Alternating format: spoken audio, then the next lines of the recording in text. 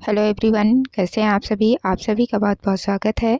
आज के वीडियो में हम लोग ग्रामीण विकास की फ्लैगशिप योजनाओं के अंतर्गत सूचना का अधिकार अधिनियम 2005 से रिलेटेड 30 महत्वपूर्ण प्रश्नों को देखने वाले हैं। तो वीडियो को शुरू से लेकर लास्ट तक जरूर देखिएगा और यदि वीडियो अच्छा लगता है तो प्लीज़ इसे ज़्यादा से ज़्यादा अपने दोस्तों के साथ शेयर, लाइक और जो नए लोग हैं प्लीज़ चैनल को सब्सक्राइब करिए। आपको जो है रोज़ एडियो से रिलेटेड वीडियो मिलते रहेंगे।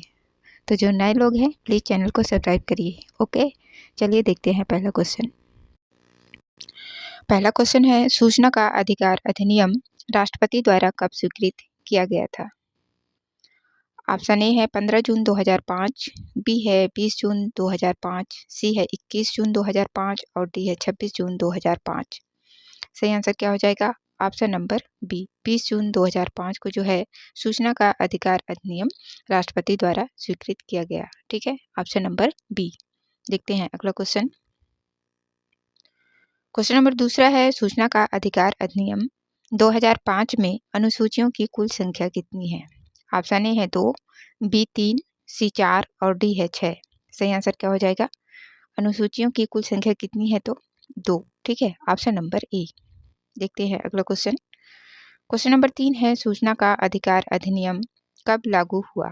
ऑप्शन ए है 12 मई 2005, बी है 12 अक्टूबर 2005, सी है 15 दिसंबर 2005 और डी है 20 दिसंबर 2005।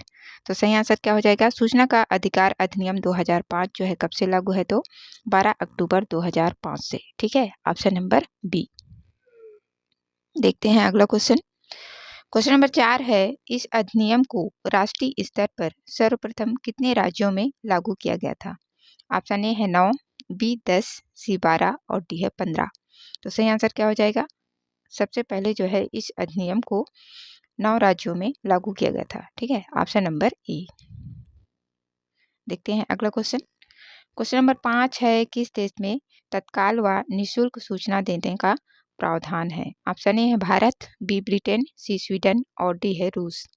सही आंसर क्या हो जाएगा? Option number C, Sweden. Sweden में जो है तत्काल और निःशुल्क सूचना देने का प्रावधान है। ठीक है, ऑप्शन नंबर सी।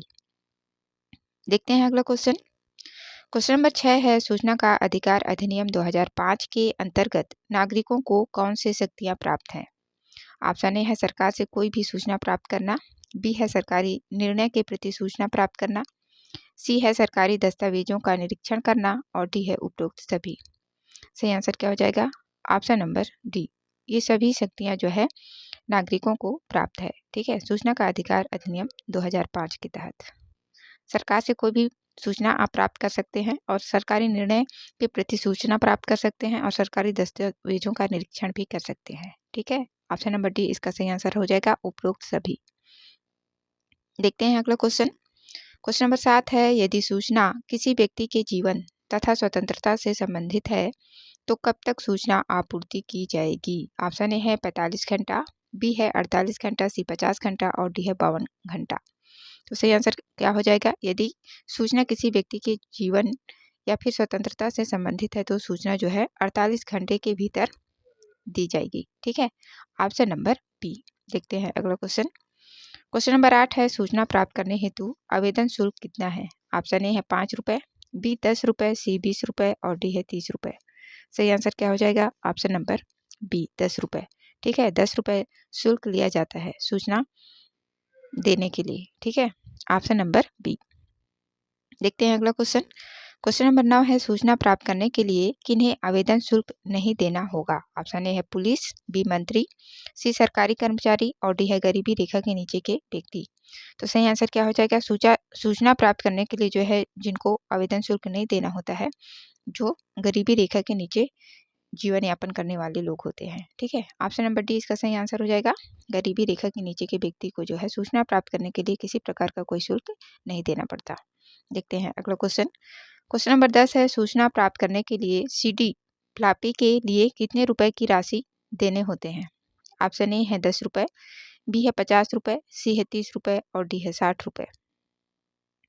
सही आंसर क्या हो जाएगा? ऑप्शन नंबर ए, 10 रुपए। ठीक है, 10 रुपए का राशि देना पड़ता है ना, फ्लॉपी सीडी के रूप में यदि आप जो है सूचना प्राप्त करना चाहते हैं तो आपको जो इसके लिए राशि देनी होगी 10 रुपये। लेकिन मेरे को तो लगता है ये आंसर गलत है। सही आंसर आप बताइए। ठीक है, देखते हैं अगला क्वेश्चन। क्वेश्चन नंबर 11 है, सूचना का अधिकार अधिनियम 2005 के अधीन अभिलेख में सम्मिलित है। ऑप्शन ए है कोई दस्तावेज, हस्तलेख तथा मिसल। बी है कोई माइक्रोफिल्म तथा दस्तावेज की फैक्सीमाइल नकल। सी ऐसी माइक्रोफिल्म में उकेरी हुई छवि या कोई उदाहरण तथा कंप्यूटर या किसी अन्य उपकरण द्वारा उत्पादित कोई अन्य सामग्री। और डी है उपरोक्त सभी। इसका जो सही आंसर होगा ऑप्शन नंबर डी हो जाएगा, उपरोक्त सभी। ये सभी अभिलेख जो है सम्मिलित हैं। ठीक है, ऑप्शन नंबर डी। देखते हैं अगला क्वेश्चन। क्वेश्चन नंबर 12 है, सामान्यतः प्रथम अपील को अपील की प्राप्ति के कितने दिन के भीतर निस्तारित किया जाएगा। ऑप्शन ए है 30 दिन, बी 45 दिन, सी 60 दिन और डी है 90 दिन। तो सही आंसर क्या हो जाएगा? ऑप्शन नंबर ए 30 दिन के भीतर। ठीक है, देखते हैं अगला क्वेश्चन।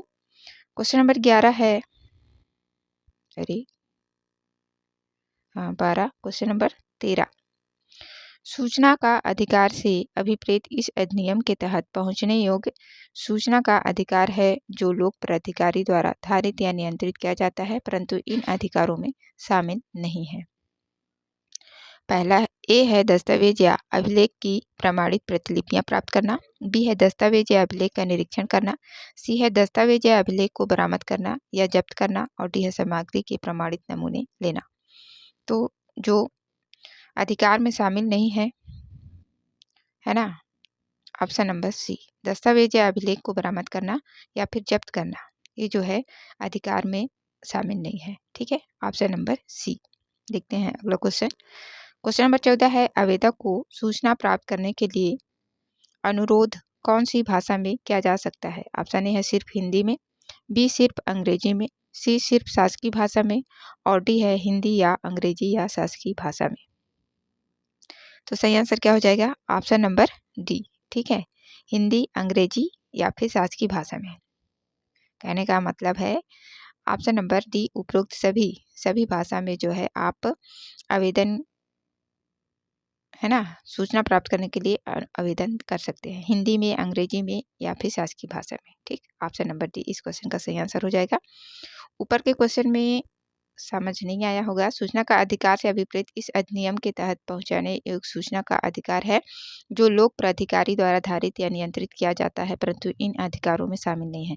किसी भी दस्तावेज को, सूचना को, जो अभिलेख होगा उसकी प्रमाणित प्रतिलिपियां आप प्राप्त कर सकते हैं, दस्तावेज या अभिलेख का निरीक्षण कर सकते हैं, सामग्री के प्रमाणित नमूने ले सकते हैं, लेकिन जो है दस्तावेज या अभिलेख को बरामद करना या उसको जब्त करना आपके अधिकार में शामिल नहीं है।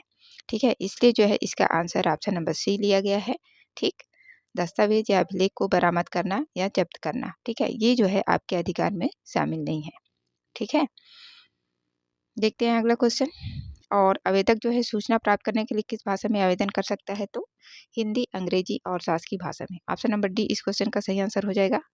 ठीक है, देखते हैं अगला क्वेश्चन। क्वेश्चन नंबर 15 है, जो व्यक्ति सूचना प्राप्त करना चाहता है कौन से साधन से निवेदन करेगा। ऑप्शन ए है टेलीफोन या मोबाइल द्वारा, बी है लिखित या इलेक्ट्रॉनिक साधन से, सी मौखिक अथवा गूंगा होने की दशा में इशारों से और डी है उपरोक्त में से किसी भी साधन द्वारा। तो सही आंसर क्या हो जाएगा? जो व्यक्ति सूचना प्राप्त करना चाहता है वह कौन से माध्यम से निवेदन करेगा? तो लिखित या फिर इलेक्ट्रॉनिक माध्यम से। ठीक है, ऑप्शन नंबर बी इसका सही आंसर हो जाएगा। ठीक, देखते हैं अगला क्वेश्चन। क्वेश्चन नंबर 16 है, सूचना ना देने पर संबंधित लोक प्राधिकारी को अर्थदंड हो सकता है।